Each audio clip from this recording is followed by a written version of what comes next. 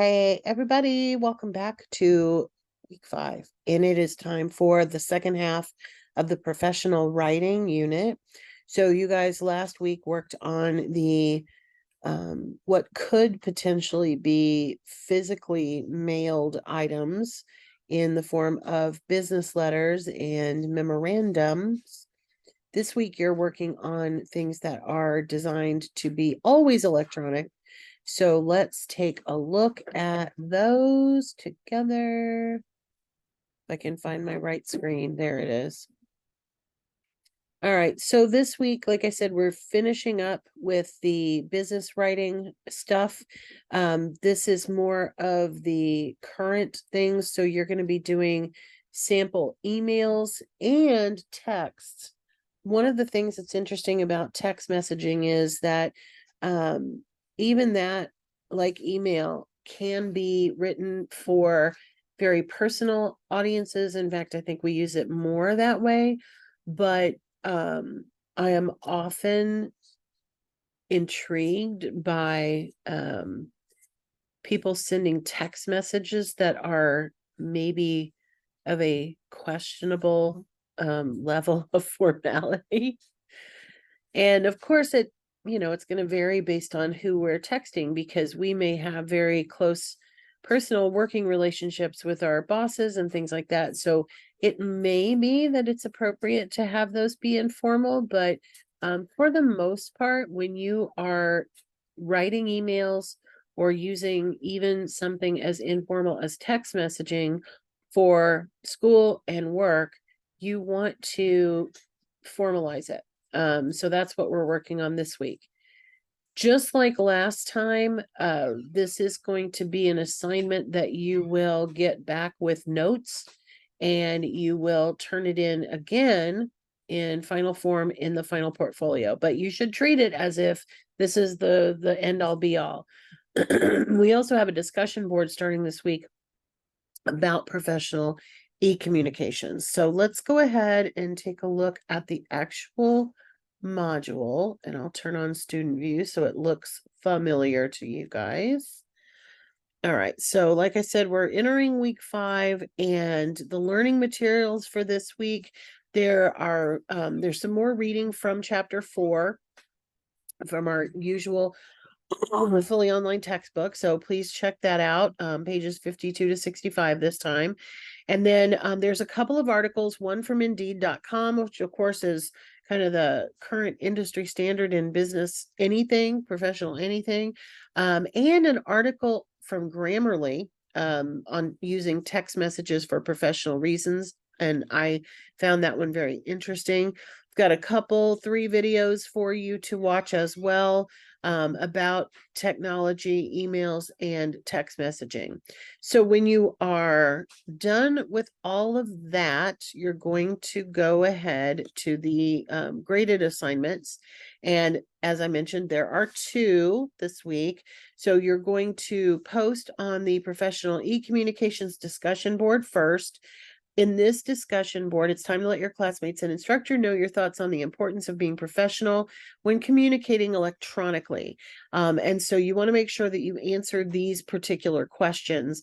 How much care do you find yourself taking with proper writing techniques when it comes to using text, email, or other electronic forms of communication? When is it important to kick up your professionalism in electronic communication? And when might it be okay to be less formal? Why do you think people find it difficult to stay professional when communicating electronically?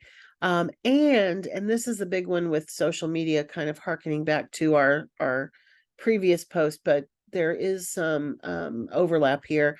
How does anonymity affect this? For example, when people are able to post anonymous comments online, there seems to be no professionalism involved. And I find that that's true even with things where technically we know it's you who's doing it. But it's like, since you're not seeing that person in person, it seems less real, I think. But anyway, you guys can talk about that. And then of course you are going to post to your classmates if you are going to try to get the extra credit at the end of the term. With those, of course, try to post to at least 2 of your classmates and make those well developed as well. So that's your first assignment for this week. And then, of course, the other one is the next portfolio. So it is very similar to how you set up the last one. You should have an APA cover page, and then you should have the individual things that go in it. So let's take a look at that assignment. Last week you had a memo and 3 letters. This week you're going to have emails and text messages. And I really, really, really, really, really want you to use screenshots instead of having just typed into the Word document, because I want to see what they really looked like. This is true of text. This is true of emails.